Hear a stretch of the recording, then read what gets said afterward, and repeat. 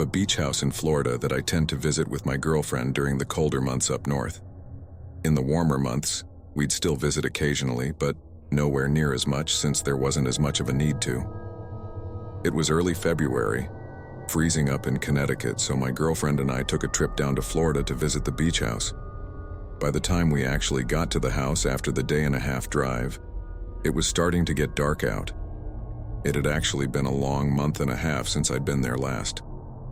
At the time, the electricity, the water, and everything were already on since it was wintertime, and I kept everything on during the winter season due to our frequent visits.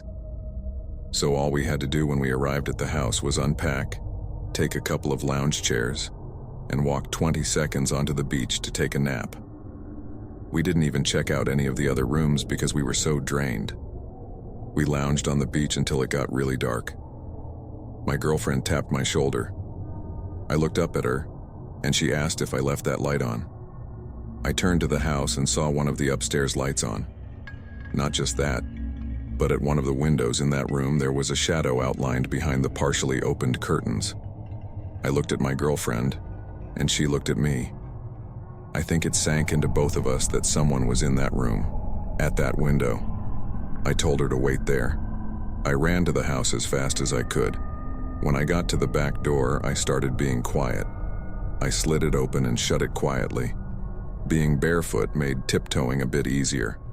I made it to the stairway, and then halfway up the stairs before I heard a door shut upstairs. I went up the remaining stairs a bit quicker now, and saw that the door to the room with the light on was open, but the lights were off now. I went into the room which had the light on not even 2 minutes ago. I kept the light off though. Instead, I just used the flashlight I had on the shelf ledge upstairs. Then I remembered the closet door. It was shut. That must have been the door I heard close, I figured. I shut off the flashlight as I tiptoed to the door of the closet and slowly put my ear up to it to listen. There was nothing but silence in the room and on the other side of the closet door. I wasn't sure what was going to happen when I opened that door if someone was, in fact, on the other side, but I had to confront this. I grabbed the 2 little knobs and finally brought myself to yank the doors open, but it was empty in there, or at least from what I could tell. It was dark.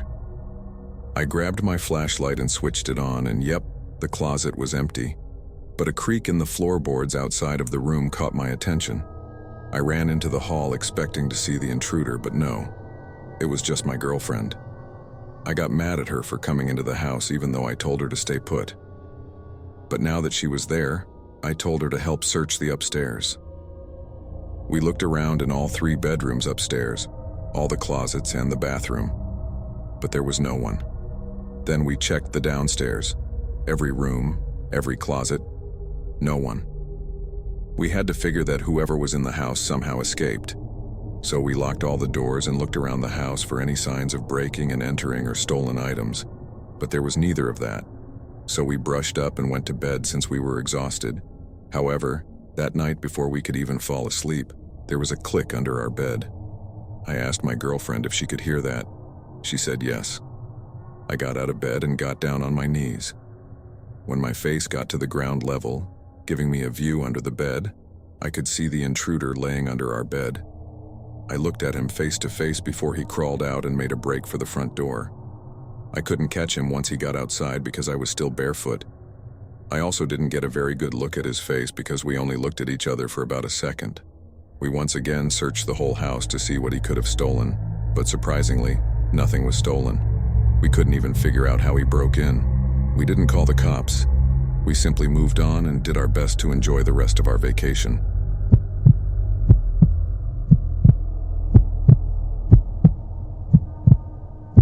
Our old town in Florida was right by a bunch of different beaches.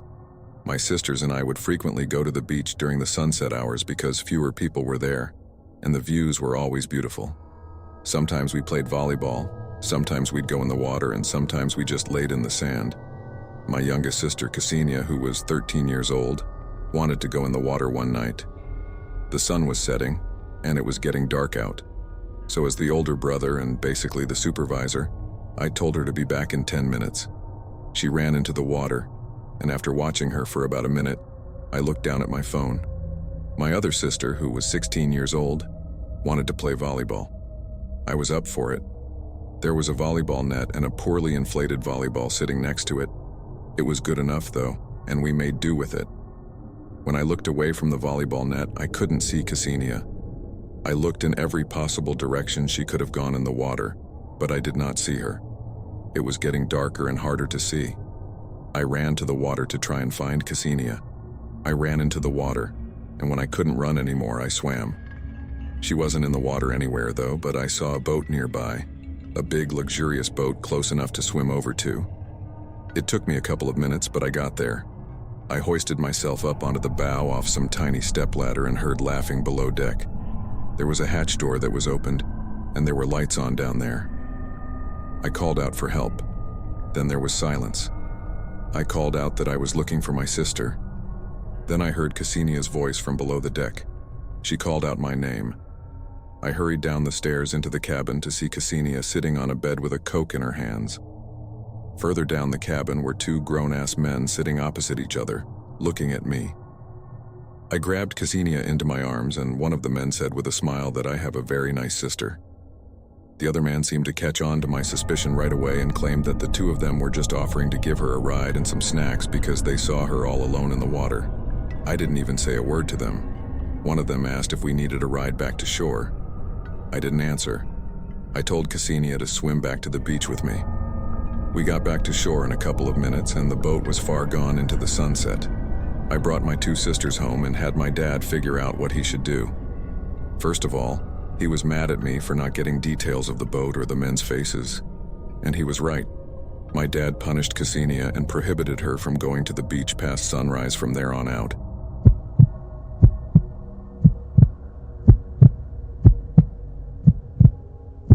When I was in my senior year of high school, 17 years old, all that was on my and my friends' minds were girls. There was one girl in particular in my physics class that I was really into. Her name was Tiffany. Some guys called her Crazy Tiff because she was super hot, but also apparently really crazy according to her exes. That's irrelevant to this story though. Basically, my best friend CJ managed to get one of Tiffany's best friends, Gianna, to agree to come hang out at some beach with him and me that night since it was a Friday and the weather was warm. The best part? Tiffany agreed to come. This was my big chance with Crazy Tiff. CJ pulled up to my house at 10 o'clock that night. I hopped in shotgun and we went to pick up Tiffany and Gianna. On our way there, we agreed our first priority was getting me alone with Tiffany and CJ getting alone with Gianna. I was extremely nervous, but when Tiffany and Gianna got in the car, things were actually going pretty smoothly. CJ and I managed to make them laugh a bunch of times. By the time we got to the beach, I was confident Tiffany and I would vibe really well alone. I don't remember the tiny details of what happened after we stepped out of the car and onto the dunes, but I do remember the beach being completely void of any other people. CJ somehow managed to go off alone with Gianna into the darkness after a few minutes, just like we planned. Tiffany and I took a walk down to the water and wet our feet and whatnot. Then we just laid in the sand and talked for a while. Things were going smoothly until Tiffany pointed out to the ocean. "What is that?" she said. I looked to where she was pointing but didn't see anything. I was laughing at her apparent delusion and got up to go closer to the water in hopes of maybe seeing what she saw. My feet touched the cold water. That's when I was close enough to see it. There was a long, vertically standing object in the water. I entered a little closer, and it moved. I jumped out of the water and ran back to Tiffany. "It's a person," I said quietly to her. It was truly bizarre, the fact that anyone would be in the freezing cold water at this hour. Tiffany wanted to move because she was uncomfortable, and it seemed like whoever it was just watching us. Somehow, it just felt like that. So we took a walk further down the beach until we thought we had privacy.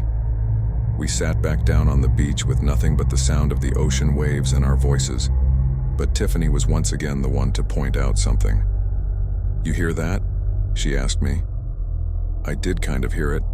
It was like a smaller kind of splashing sound, but it stopped just as soon as it started.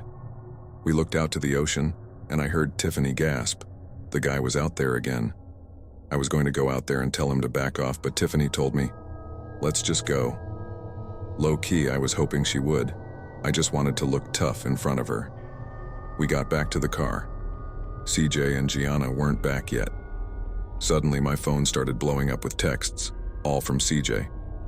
Apparently, he'd been texting me in some kind of panic the whole time we were on the beach, and I guess I didn't have reception out by the water. He texted me first saying, "Dude, some weird guy is in the water watching us."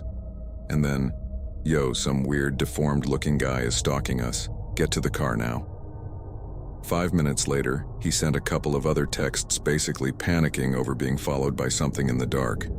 Keywords: something, not someone, something. His second-to-last text said he was coming to look for us and to answer when I got this. His last text was, "We're on our way back to the car now, get there." He also tried calling me 3 times, apparently. I called him back at once, and he picked up right away, out of breath, not even letting me speak. All he asked was if we were at the car, and I said yes. He said, "Good, stay right there," and hung up the phone. Less than 30 seconds later, Gianna and CJ came out of the surrounding darkness next to the Jeep. He explained the best he could while trying to catch his breath, that some deformed-looking creature walking on 2 legs was following them. I didn't know whether to laugh at what he said or not. I told him about how we saw someone in the water too. He asked me to describe what it looked like. I kept getting confused by his way of describing the person as if they were a creature.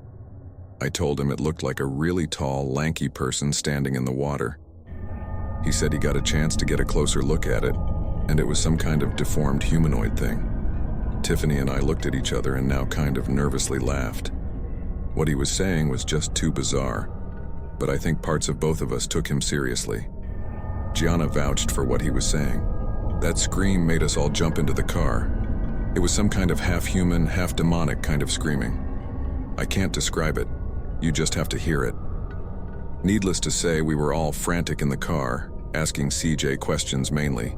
But closer to the end of the ride, we all grew silent. I guess we were all just lost in our thoughts about what just happened. To give you an idea of how quickly all this happened, we were on the dunes for about half an hour.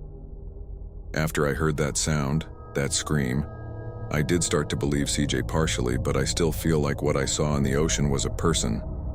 But CJ's way of describing who or what was following him as some kind of deformed humanoid thing on the beach is what still freaks me out the most.